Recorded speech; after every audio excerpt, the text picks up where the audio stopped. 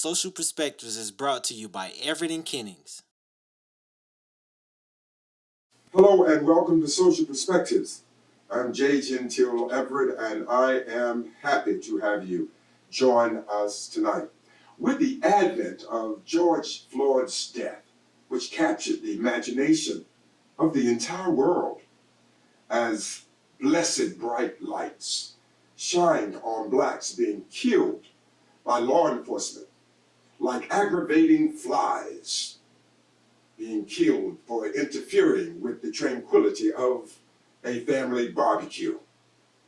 Tonight's show, we will focus on the lawlessness of policing our streets as week after week after week, another young black woman or black man being killed by the hands of policemen. So tonight it is important and imperative and incumbent upon us to go to the Old Testament and hear those immortal words still flowing in our own spiritual minds. As the voice of Yahweh spoke to the prophet Ezekiel as he stood gazing at an open valley of dry bones, he added, "Son of man, can these bones live?" That's our question that we need to answer tonight. Stay tuned. We'll be right back. Sometimes God interrupts the normal course of history and gives us leaders whose gifts and insights are used to transform a generation. We have the privilege of presenting such a leader. He is an accomplished jazz musician, best-selling author, entrepreneur, and beloved senior minister of Mill Branch Baptist Church, J.G. Everett Ministries. Our host, Dr. J. Gentile Everett. Thank you and welcome to our first segment. It's been said in August of 1619, some 20-odd slaves from Africa, after being caught and captured like a wild animal, sailed across the Atlantic with the accommodation reminiscent of sardines in a can. They were ultimately unloaded in Jamestown, Virginia, where they would be forced to a life of servitude. To the awaiting white plantation owners who were counting on them to work in the baking hot, sizzling heat of the sun. So comfort, cash, and many times copulation with female slaves would be made available to them when personal notion presented itself. Now this is 1619. However, further and more in-depth research reveals that slaves were here before that time, possibly 100 years. I had to ask myself the question, what would give anyone the idea that there is another group of people somewhere on the planet who's just ready to serve you for life without compensation, without recognition of humanity? I mean, that was audacious for someone to believe that there did exist a group of people somewhere whose only interest was to make things better for me.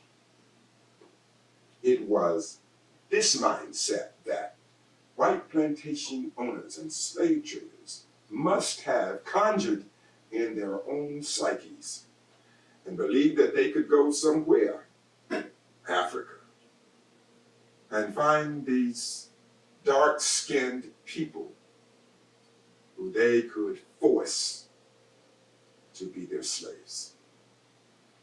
Can you imagine the motto that they wanted these slaves to adopt, and embrace for their life. Just work hard and slave harder. And what I really want you to do as your master, I want you to develop a childlike joy for the privilege of serving me and my family. You are mere chattel. You are something that I own, something subhuman. And I need you because I have in my own mind a vision of how I want my life to be. And I need your help to get there. I want wealth and I want health. Now, it doesn't matter to me what your desires are. It doesn't matter to me what your life's objectives may have been. Now, all I am interested in is you being my slave. And because you are my slave, day in and day out, I want to find you ready, willing, and with great conviction, great humility, be happy to serve me. That's what you are. You are my property. And because you are my property, I want you to know that I have absolute rule. I have unequivocal, absolute rule over you. It is up to me to decide how I plan to deal with you. I will decide your punishment when correction is necessary. And correction will be necessary at my whim. When I decide you need to be corrected, I will make sure that you are. And you will be punished as long as my internal lust dictates to me how long it needs to be. When my lust is satisfied, then the punishment will end. How dastardly, how amazingly audacious can one be to believe that it is God's will that I have this kind of power over you. If you demonstrate any level of contempt for me or any of my rules, you will be severely punished. And it will be done publicly and openly, because your punishment will serve as a deterrent for any of the others who might develop this desire to challenge my authority or to challenge my rules, or in any way show any sign of contempt. And not only can I rule you with all authority, I am armed with the law, which gives me total and complete control over you, because you, in my life, you are equivalent to the livestock that I have in the barn. You are merely a piece of property. And I can do whatever I want to do, and you cannot appeal to any higher authority. This will be your life. I am your master, and I have the right to rule, and to rule absolutely. Stay tuned. We'll be right back. I've been feeling like this my last chance on. What's up, world? It's Rough Guy Rhymes, the leader of the Dream Big lifestyle, and I'm here to tell you to dream big. When your ministry is ready to expand and grow, and you are in need of financing, before you go anywhere, give Everett & Kennings a call. With minimal information, Everett and Kennings can have you financed in 1 to 2 days. The interest rates are at an all-time low and no credit checks are necessary. No personal guarantees. This company is owned by ministers who understand vision, and they have loan programs for any situation. Construction or renovation, they have the funds to do your deal. You can call them at 877-320-0115, 24 hours a day, and they have staff to direct you. Everett and Kennings, your one stop for all your ministry financial needs. Their motto is, pastors bring the message, we'll bring the money for ministry. Thank you. Welcome back to Social Perspectives. I know when we think about segment 1, there are those who would like to utter those words like, that's back in the day. That doesn't happen anymore. We're beyond all of that. There's no need to talk about it. Why bring that up? Many young people cannot relate to it because they feel like they are so far removed that they're not able to feel it. Well, let me tell you, it does seem to be a long time ago. The Emancipation Proclamation was signed January 1, 1863 by a vacillating president by the name of Abraham Lincoln. Yes, 1863. I want you to take a moment and try to digest that date. He signed the Emancipation Proclamation in the heat of America's worst war, the Civil War, where America lost more soldiers and citizens during that war than in any other war we've ever had in our history. It was an ugly, needless war. And Abraham Lincoln signed this proclamation during the war. The war did not end until 1865. 2 years after the proclamation was signed, they were still fighting. The Union and the Confederate still fighting. And the Confederate soldiers still determined to try to keep the South as it had always been, their deep South, where slave masters were king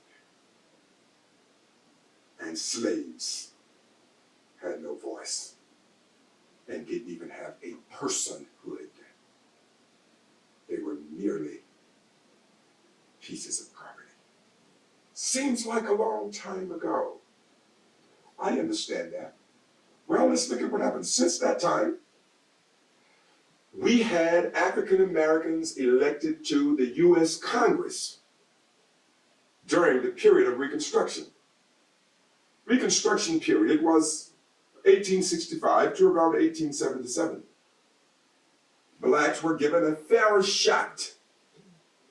But to do that, they had to bring in federal soldiers in the South to make sure that these rights of these newly emancipated blacks were recognized and observed. So we get through that. We get through Plessy versus Ferguson, 1896, the separate but equal idea in America. We get through that. Now let's look at it. After that, we have the advent of many HBCUs were built during this time. Shaw University, 1870 or so. Then you have A&T and Howard, just to mention a few. These HBCUs that came to bring enlightenment to a group of Black people who had lived in the darkness of ignorance for many years. Things were happening. Blacks were at least giving themselves an opportunity now to do something with their lives. You would think after all of that, you would think after a Tuskegee Institute and schools like my alma mater, Laurinburg Institute, produced all of these great minds and great people of the world, you would think that we would be beyond any level, any type of racial discrimination. You would think by now we would be completely emancipated from bigotry and prejudice about each other. These prejudices we have about each other, you just would have thought by now all of that would be behind us. It breaks my heart to say that here we are 160 years or so from the Emancipation Proclamation. And it looks like now there is a new mob that has come from the ashes of the KKK. Are they new? Or is there just now a new ambience by which they find comfort in being blatant and expressive about how they feel about these great grandchildren of these slaves that were brought here many years ago? What is the problem? Is it that there is this disdainment, this kind of horror when it comes to looking at people of color? Is it that people of color are something that's less than human? Maybe there's some spiritual manifestation emanating from the highways of hell, and therefore considered the Antichrist and must be eviscerated from the planet altogether. Okay, we don't see white sheep anymore. No, we don't see the horses and the burning crosses and the terror by night riders coming to disrupt the tranquility of our evenings. We don't see that now. But is there a resurgence of this concept using perhaps a more sophisticated method of law and order? Is it possible that the white sheets are traded in for blue uniforms with badges and bullets and batons, who find it necessary and comfortable to bend their knees and press their bending knees on the backs and the necks of black bodies against the cement and brick surface, suffocating, cutting off the air supply to its lungs and its brain?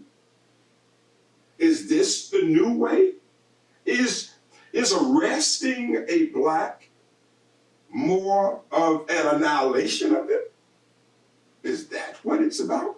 Just give us one little reason to pull them over, one little reason, and then we can annihilate them?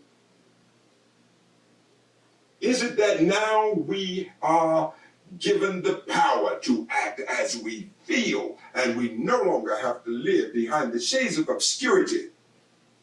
We can be bold and we can be blatant because there is an ambience now that accommodates this ilk. So we are free to act. Think about it. Stay tuned. We'll be right back.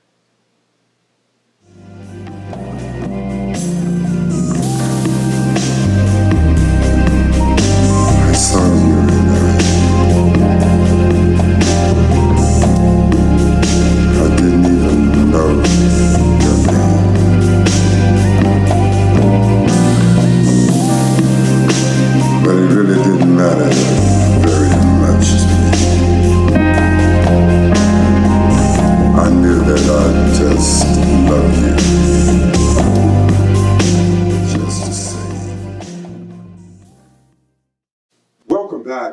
Social Perspectives. What I want to impress upon you is I understand America had a kind of prescription that she presented to many young black students. I was one of them. That prescription was go to college, get you a college degree, and when you get your college degree, you'll come out and you'll get a wonderful job. A job that will pay a wonderful wage where you'll be able to feed yourself and your family and make a positive contribution to the proliferation of our economy and just be an overall solid citizen. Well, then something happened. Grants were cut. And now, to go to college, most of our young black students need student loans. But they go to college, they still get the degree. But when they come out of college with that degree, they're also shackled with great debt. Sometimes the debt is as much as $100,000, depending upon what school you attended. So they get out of school, they got a degree, they got $100,000 worth of debt, and they can't get a job, many times because of discriminatory practices. So then I have to ask the question, what do you want Black America to do?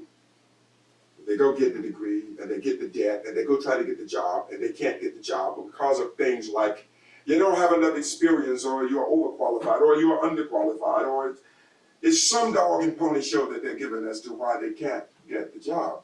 And they try this over and over again. And then they wind up having to take these menial jobs, barely making minimum wage with a college degree, with $100,000 worth of debt. I ask, before you start to give labels to people, listen to some of the things that many young blacks have to listen to. Even when they finally get that fairly decent job, many times they are more educated, many times more experienced, more versed in the field. They have a supervisor, less education, less experience, but they are the boss. And then many times blacks are denied promotion because of just systemic racism and the idea that there are others in certain departments just don't want to work for a black manager. Just understand what the black has to hear. Because I've heard it. I've heard white people say, I have an incalculable advantage to get what I want because I'm white. That gives me an advantage. I've heard many, many times from many white people about certain black people. I've heard them say, if so-and-so were white, they would be a multimillionaire, given their gifts and their skill. But they will never be that because they're black. And those opportunities are limited. Just try to be black. Try to understand what it is to walk in those shoes. So much so until an organization had to be formed in America where they would wear shirts with the words on them, Black Lives Matter. Like someone needed to remind America that its citizens' lives mattered. Try being black and always being looked upon as something other, something beneath. Just try being black and ask yourself, would life be the same if I were black and I am white? Let me tell you, there are two Americas. Make no mistake about that. There's the white America who lives now from the choices that their parents made. And then there is that other America where some have to live by choices their parents did not make. That's a qualitative difference in existence. I wonder, would there be so much silence from so many politicians? Would there be so much obfuscation? Would there be so much cavalier ambiguity about how to address the issue of blacks being killed if there were a race reversal? I found out no one knows how heavy a burden is until they have to bear it. I just wonder, would we have all of this silence if all of these victims were white, killed by black men? Think about that. I'm going to leave it there. I want you to make sure you watch all of our sponsors and those who are doing great things in the community that's helping us do this great work. And I always like to recognize Mill Branch Baptist Church, the greatest church in all the world. Please continue to support the efforts from this broadcast because it goes directly to benefit the causes of Mill Branch and the ministries that they are assigned to uphold. I'm J. Gentile Everett. I'm going to see you the next time on Social Perspectives.